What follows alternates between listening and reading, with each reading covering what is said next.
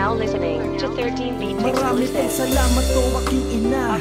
Kayo po ang dahilan kung ba't na-inspira akong sumulat ng awiting hinaalay ko sa'yo para mapadama ko munting pasasalamat ko. Kayo po ang dahilan kung ba't nabuhay sa mundo. Kayo po ang lakas mula sa tatahakin ko. Kundi dahil sa inyo ay wala rin ako.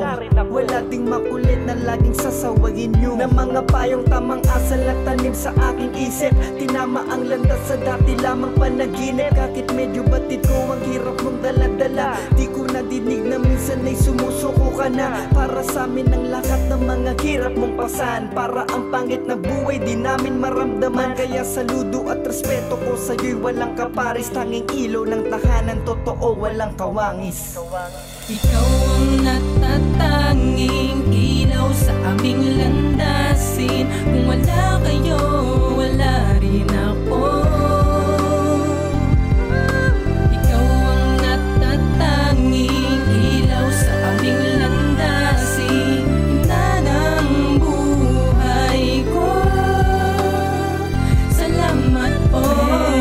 Akong naisabihin, ina, bata pa kasi kami noon, kaya nahihiya.